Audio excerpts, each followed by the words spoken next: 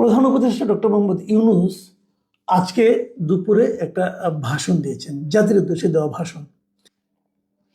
এই ভাষণটা হয়েছিল তখন যে জুলাই সনদটা কিভাবে বাস্তবায়ন করা হবে এটা নিয়ে আলোচনা করার জন্য।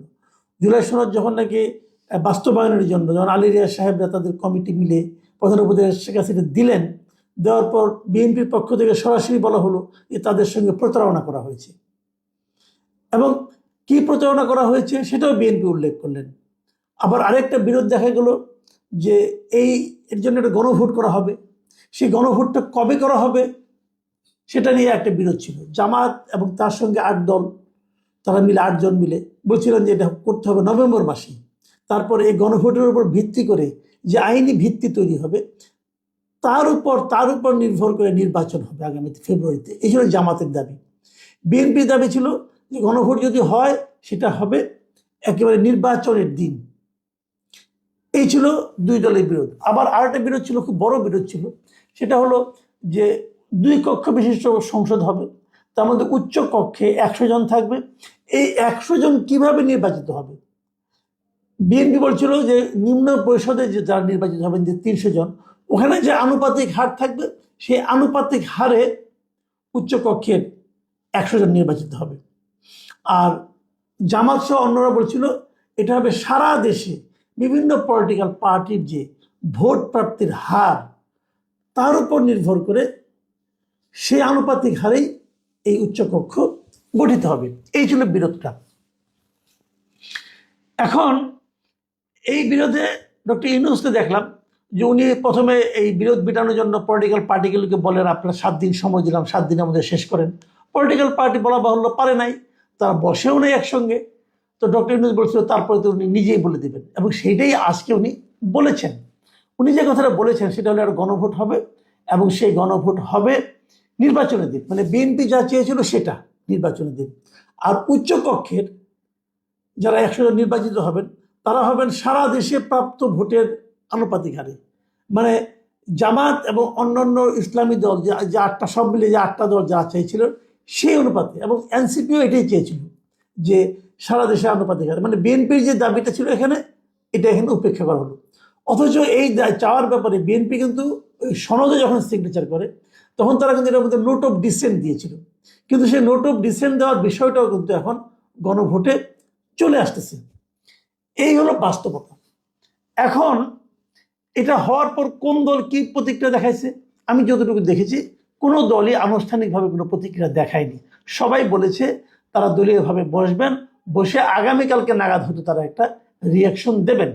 তবে তাৎক্ষণিকভাবে কেউই হ্যাপি হয়নি।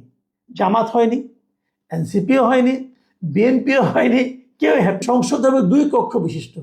জাতীয় সংসদ নির্বাচনে দলগুলোর প্রাপ্ত ভোটের অনুপাতে 100 জন সদস্য বিশিষ্ট একটি উচ্চ কক্ষ গঠিত হবে, এবং সংবিধান সংশোধন করতে হলে উচ্চ কক্ষের সংখ্যাগরিষ্ঠ সদস্যের অনুমোদন দরকার হবে। এটা সিম্পল, এটা আলাপ করলাম। আপনারা এক উচ্চ কক্ষ হবে, ওর কাজ হবে নিম্ন কক্ষে বিভিন্ন বিল তারা দেখবে, যাচাই করবে, এগুলি করবে। কিন্তু বেসিক যে জায়গাটা সেটা হলো সংবিধান যদি আপনি সংশোধন করতে চান তাহলে উচ্চ কক্ষেরও মানে অ্যাবাভ 50% অনুমোদন লাগবে। গ হলো সংসদের নারীর প্রতিনিধি বৃদ্ধি, বিরোধী দল থেকে ডেপুটি স্পিকার ও সংসদীয় কমিটির সভাপতি নির্বাচন, প্রধানমন্ত্রীর মেয়াদ সীমিতকরণ, রাষ্ট্রপতির ক্ষমতা বৃদ্ধি, মৌলিক অধিকার সম্প্রসারণ, বিচার বিভাগের স্বাধীনতা, স্থানীয় সরকার সহ বিভিন্ন বিষয়ে যে 30টি প্রস্তাবে জুলাই জাতীয় সনদে রাজনৈতিক দলগুলোর ঐকমত্য হয়েছে সেগুলো বাস্তবায়নে আগামী নির্বাচনে বিজয়ী দলগুলো বাধ্য থাকবে। 30টা দল মিলে 30টা প্রস্তাবে একমত হয়েছে, এবং সেই যেগুলি একমত হয়েছে এইগুলি মোটামুটি একটা ধারণা দেওয়া হয়েছে সেইগুলো আগামী যে নির্বাচনে যে নির্বাচিত হয়ে আসবেন সেই দল মানতে বাধ্য থাকবেন। এটা একজন পাবলিক হিসেবে আপনি মনে করেন কি করেন না, হ্যাঁ অথবা না বলবেন আপনি। ঘ জুলাই সনদে বর্ণিত অন্যান্য সংস্কার রাজনৈতিক দলগুলোর প্রতিশ্রুতি অনুসারে বাস্তবায়ন করা হবে। এই যে 4টার মধ্যে আপনাকে বলতে হবে হ্যাঁ। যদি আপনি হ্যাঁ বলেন তাহলে কিন্তু সবগুলি হ্যাঁ, হ্যাঁ বললে কিন্তু আপনি সবগুলি হ্যাঁ। তার মানে তখন আপনি ওই যে বিভিন্ন সাংবিধানিক প্রতিষ্ঠানগুলি কিভাবে গঠন করতে হবে ওটাও হা হয়ে গেল। আপনার তত্ত্বাবধায়ক সরকার গঠন প্রণালী হা হয়ে গেল। 2 কক্ষ বিশিষ্ট সংসদ উচ্চ কক্ষ সংসদ হা হয়ে গেল। উচ্চ কক্ষে 100 জনের নির্বাচন হবে আপনার পিয়ার পদ্ধতিতে, এটাও হা হয়ে গেল। সব হা হয়ে গেল। কিন্তু এমন তো হতে পারে কেউ একজন বলতে চাচ্ছে যে অন্যগুলি বাদ দেন, যে 30টা বিষয়ে সবাই রাজি হয়েছে, ওইখানেও কেউ অরাজি হতে পারে, তার তো একটা মতামত থাকতে পারে। প্রত্যেকটা ওই লোকটাকে কি অবশ্যই 30টা দলের সিদ্ধান্তের সঙ্গে একমত হইতে হবে? নাও তো হইতে পারে।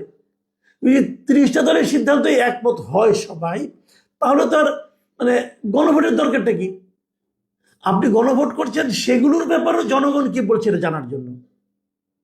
তাহলে যদি কেউ হা বলে, এখানে অনেকগুলি বিষয় কিন্তু আছে। এক হাতে কিন্তু সব হা হয়ে যাবে, এক নাতে কিন্তু সব না হয়ে যাবে। তো এটা কি কেউ রিস্কি হয়ে গেল না? আর এভাবে কি হা না হয় করা যায়? এই যে এতগুলি প্রশ্ন, আপনি আপনি যদি হা বলেন সবগুলি হা, এটা কি হয়? মানে আপনি রাতে, মানে বলা হলো এখানে, আপনি যদি রাতে ভাত খাবেন আর রাতে আমি মাংস দেব, তখন ভাই আপনার হার্টের রোগী, আপনি বলবেন রাতে তো আমি ভাই খাবো, কিন্তু আমি তো মাংস খাবো না, আমি তো মাছ খাবো। তা হবে না। আপনি হা বলেন, আপনাকে রাতের খাবার দেওয়া হবে, কিন্তু মাংস সহ দেওয়া হবে। তো এটা কি হলো? আচ্ছা, তারও চেয়ে বড় কথা, আমি আরেকটা বেসিক পয়েন্ট বলি। এই যে এতগুলি লেখা, এগুলো তো পড়তে হবে। ওই কিন্তু হা না তো কিন্তু ফর্মে থাকবে, লেখাগুলি থাকবে, দেখে আপনি হা বলবেন। তো এই লেখাগুলো কে পড়বে? ওইখানে পড়া তো কোনো সময় দেবে? এই যে পড়লো, পড়ার পর বুঝতে হবে। তখন আপনি এতক্ষণ, তাহলে এক একটা ভোট দিতে এক একজনের প্রায় 10-15 মিনিট করে লাগবে, আমার তো পড়তেই লাগলো কতক্ষণ। আরো ইন্টারেস্টিং কথা, আচ্ছা বলেন তো ভাই, বাংলাদেশের শিক্ষার হার কত? বাংলাদেশের যে বাংলাদেশ পরিসংখ্যান ব্যুরো সরকারি হিসাব, সেই পরিসংখ্যান ব্যুরোর যে সর্বশেষ প্রতিবেদন, সে অনুসারে বাংলাদেশের জনসংখ্যার মধ্যে, জনগোষ্ঠীর মধ্যে শিক্ষার হার হলো 77.9%। অর্থাৎ ধরলাম 78%। তার মানে 22% লোক, বাংলাদেশের লোক অশিক্ষিত। অশিক্ষিত মানে সে নাম সিগনেচারই করতে পারে না। এখন নাম সিগনেচার করতে যে পারে না, সে পড়তে পারে? এমন অনেক আছে, নামটা খেলে কোনো মতে সিগনেচার করতে পারে, কিন্তু পড়তে পারে না।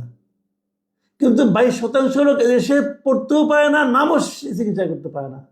যে 22% লোককে ভোট দিবে না, তাদের ভোটের কোনো মূল্য নাই, তাদের মতামতের কোনো মূল্য নাই, তারা কি এই জিনিস পড়তে পারবে?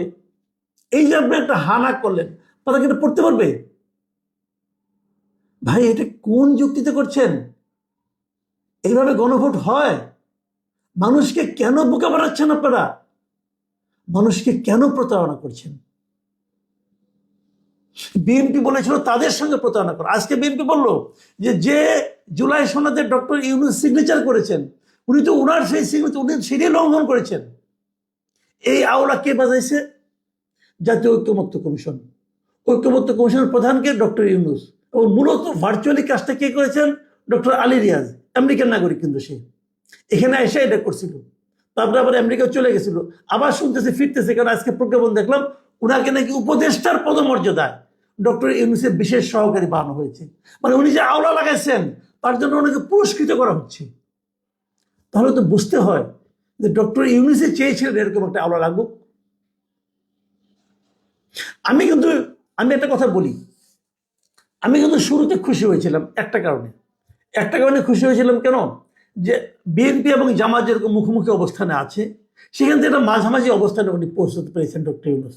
সেটা হলো, ওনাদেরকে বলেছেন যে এই হানা ভোটটা ইলেকশনের দিন হবে, এটা বিএনপির চাওয়া ছিল, আর জামাতের চাওয়াটাও তারা দিয়েছে যে আপনি পেয়ার পদ্ধতিতে উচ্চকক্ষ হবে। এই দুটো কথা আমি খুশি হয়েছিলাম। কিন্তু এই যে এতগুলি যে ধারণা দিচ্ছেন মানে গণভোটের, এই গণভোটের যে প্রক্রিয়াটা এবং গণভোটের যে প্রশ্নপত্র, এই প্রশ্নপত্র তো ভয়ঙ্কর অবস্থা হয়ে যাবে দেশের। এটা নাম গণভোট হবে না, এটা তো গণভোটই হবে না। এটা কেন করছেন? আবার তাছাড়া যে গণভোট আমাদের সংবিধানেই নাই।